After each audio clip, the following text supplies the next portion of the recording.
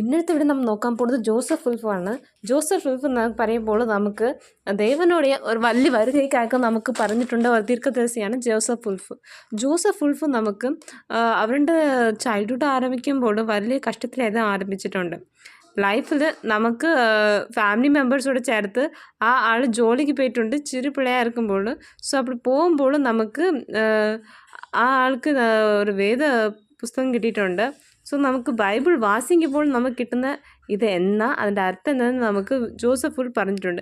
Joseph ഉൾക്ക് വന്ന് എന്നതാണ് നമുക്ക് ആൾക്ക് എഡ്യൂക്കേറ്റഡ് നോളജ് ഇല്ല, ആളുടെ ഫാമിലി ബാക്ക്ഗ്രൗണ്ട് കൊടുത്ത് നമുക്ക് നോക്കുമ്പോഴും நிறைய இடத்துல ജോസഫ് ഉൾഫിൻ്റെ ഫാമിലി എപ്പോൾ നമുക്ക് വിഗ്രഹത്തെ ആരാധിക്കുന്നത് അതൊക്കെ നമുക്ക് പൂജ ചെയ്യുന്നതായിട്ട് ഇരുന്നിട്ടുണ്ട്. ജോസഫ് ഉൾഫിൻ്റെ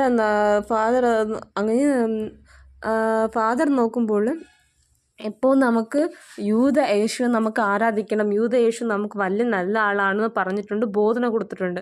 പക്ഷേ ജോസഫ് ഉൾഫിക്ക് നമുക്ക് അത് ചൈൽഡ്ഹുഡിൽ ഇറക്കുമ്പോൾ അത് കേൾക്കുന്ന ആവശ്യമില്ല. പക്ഷേ ജോസഫ് ഉൾഫ് രാവിലെ തൂങ്ങുമ്പോഴും ദേവൻ്റെ ശബ്ദത്തെ കേട്ടു, ദേവൻ്റെ ശബ്ദം തിരിച്ച് ജോസഫ് ഉൾഫ് നമുക്ക് വിളിച്ചു കൊണ്ടിരുന്നുണ്ട്. സോ ദേവൻ്റെ ശബ്ദത്തെ കേട്ട് ജോസഫ് ഉൾഫ് എഴുന്നിട്ടുണ്ട്. ജോസഫ് ഉൾഫിൻ്റെ ദർശനത്തിൽ ദേവൻ്റെ സിലുവപ്പാട്, ദേവൻ്റെ അൻപ്, ദേവൻ നമുക്ക് കൊടുക്കുന്ന എല്ലാ രക്ഷണയും എങ്ങനെ, ദേവൻ്റെ വലിയ ഒരു ഡീപ്പായിട്ടുള്ള ലവ് എങ്ങനെ, അത് നമുക്ക് സോലിക്ക് റിഫ്രഷ്മെൻറ്റ് കൊടുത്തിട്ടുണ്ട്.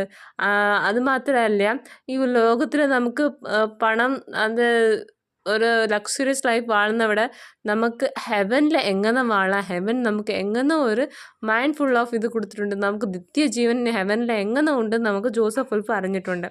സോ ഇവിടെ നമുക്ക് അറിയുമ്പോൾ ജോസഫ് ഉൾഫിൽ നമുക്ക് ജോസഫ് ഉൾഫ് മനതാളം നമുക്ക് ദൈവനെ പറ്റി പറയണമെന്ന് ഒപ്പ് കൊടുത്തു.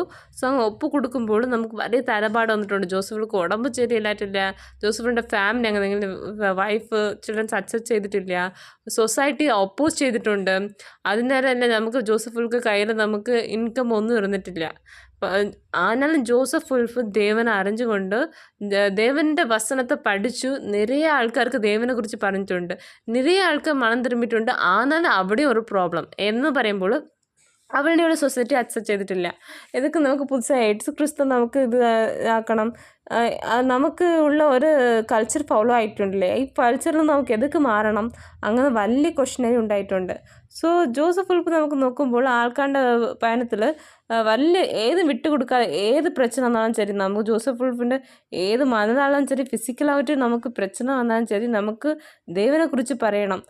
ഏത് നേരത്തിലും നമുക്ക് ദൈവനെക്കുറിച്ച് പറയണം. ദൈവനെക്കുറിച്ച് പറഞ്ഞിട്ടുള്ള ജോസഫ് ഉൾഫ് എന്ന് പറയുന്ന ആളാണ് ഏത് കഷ്ടത്തിലും ഏത് നഷ്ടത്തിലും ദൈവനെ വിട്ടുകൊടുക്കാതെ വളർന്നിട്ടുണ്ട് എന്നെങ്കിൽ ജോസഫ് ഉൾഫ് പറയുമ്പോൾ നാം ഒരു ചൈൽഡ്ഹുഡിലിരുന്ന് നമുക്കൊരു ക്രിസ്ത്യനിൽ വളർന്നു വന്നാലും നമുക്ക് ദൈവനെക്കുറിച്ച് അറിഞ്ഞത് ഇല്ല.